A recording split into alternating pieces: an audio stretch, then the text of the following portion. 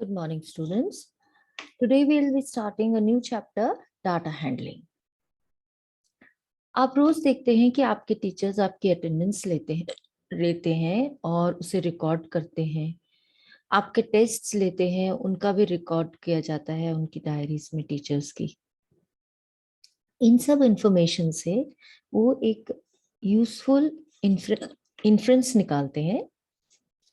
Similarly, जैसे cricket आप match देखते हैं, क्रिकेट का स्कोरबोर्ड देखते हैं, उसमें नंबर ऑफ बॉलर्स होते हैं, उनके नाम होते हैं, ओवर्स होते हैं, कितने मेडन ओवर्स हुए, कितने ओवर में कितने रन लिए गए, विकेट कितने लिए गए हर ओवर में, या किस बॉलर ने कितने विकेट लिए।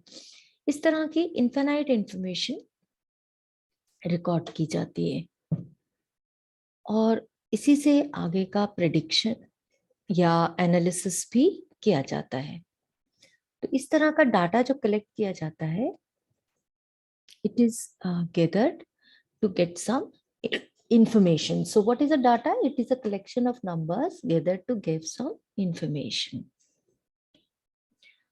डाटा रिकॉर्ड करने के बाद उसको प्रॉपरली ऑर्गेनाइज करना पड़ता है, मतलब उसको प्रॉपरली किसी इस तरीके से लिखें ताकि हम उससे यूजफुल इंफॉर्मेशन ले सकें।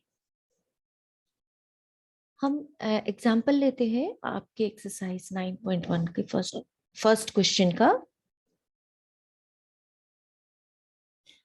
This is the data given to you. Marks obtained by 40 students. अब इसको हम ऑर्गेनाइज कैसे करें? ऑर्गेनाइज जब हम करते हैं तो हम टैली मार्क का यूज करते हैं। सॉरी, एक निशान लगाते हैं हम, जिसे हम कहते हैं टैली मार्क। अब यहाँ पे जो नंबर्स हैं 1 से लेके 9 तक है। सबसे पहला आया 8। हर नंबर के हम एक टैली मार्क लगाएंगे।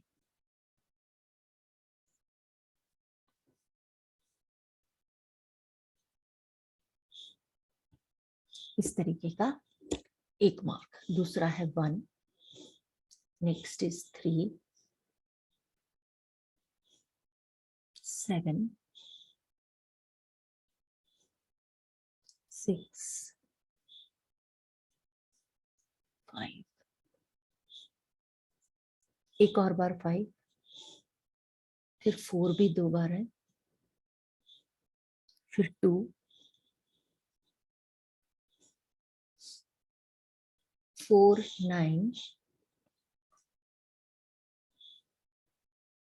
5, 3, 7, 1, 6, 5, 2, 7, 7, 3, 8, 4,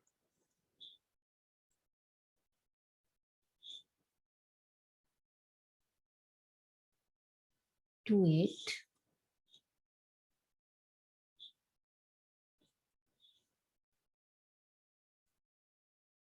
9, 5। अब 5 आ रहा है फिर से। पांचवी बार जब लेकिन हमारा ये टैली मार्क लगना है तो हम इसको इस तरह से आगे एक 5 ना लिख के हम इसको क्रॉस कर देते हैं इस तरीके से। इससे हमारी काउंटिंग आसान हो जाती है कि 5 का बंच हो गया। नेक्स्ट 8, 6, 7, 4, फिर ये 7 में पांचवा आया, क्रॉस कर दिया। 4 में भी पांचवा आया, क्रॉस कर दिया। 5, 6, फिर से एक और है तो 5, 6, 4, 4, 6 एक और बार, 5वां इस तरह से लिखे और नेक्स्ट है इस तरीके से। अब हमने क्या करना है कि ये जितने जो टैली मार्क लगाए हैं इनको बस काउंट करके हमें नंबर ऑफ स्टूडेंट्स लिख देने हैं। पहले में 1 2, दूसरा 3, तीसरा भी 3, फोर्थ में आया 5 प्लस 2 7। हमें 1 2 3 4 5 ऐसे कर काउंट नहीं करना है, हमें सीधा पता चल गया कि ये बंच 5 का है क्योंकि 5th टैली मार्क हमने क्रॉस में लगाना है। ये हो गया 6, 5 प्लस 1, 5 प्लस 1 अगेन 6, देन 7 का हुआ 4, 8 भी हुआ 4, 9 हो गया 2। यहाँ पे 2 रीडिंग्स हमारी छूट गई थी ऊपर लिखने में यहाँ पर, तो इसलिए एक हमारा 7 छूटा है, सॉरी, एंड एक हमारा छूटा है। यहाँ से काउंट कर लेंगे हम 1 2 3 4।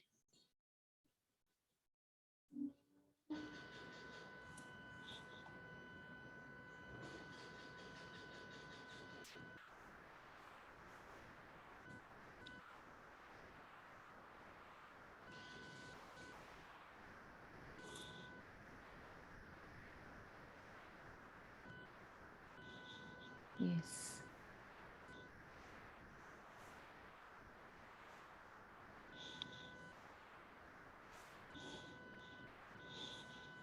यहाँ हमारे पास 7 आना था और यहाँ 5 आना था। सो इसका जो टोटल आ गया वो, क्योंकि 40 स्टूडेंट्स थे तो काउंट कर लेते हैं 40 आ रहा है कि नहीं। 12 13 14 15 16 17 18 19 20 21 22 23 24 प्लस 10 34 प्लस 6 आ गया हमारे पास 40 स्टूडेंट्स। तो टोटल हमारा जो टैली मार्क है ये 40 ही होना चाहिए, 40 से कम नहीं होना चाहिए। 9 भी आई थिंक, कितने 9 है, 9 भी हमसे एक छूटा है, 8 2 एंड 3 9 थे, एक 9 भी हमसे छूट गया टैली मार्क लगाते वक्त। ये टोटल हो गया 40। तो इस तरीके से आपने ये टैली मार्क लगाना। अब यहीं से हम बता सकते हैं जो क्वेश्चंस के आंसर हैं, how many students obtain marks equal to और मोर देन 7, है ना। फर्स्ट पार्ट का आंसर मोर देन 7 या उससे इक्वल। 7 कितने को मिले 5, मोर देन 7 मिले 8 यानी कि 4, 9 मार्क्स मिले 3 जनों को, तो टोटल हो गया 9 + 3 12 students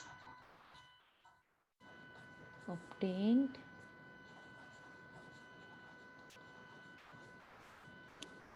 more than or equal to 7 marks. How many, second B part है, how many students obtain marks below 4, 4 से कम कितने बच्चों के थे।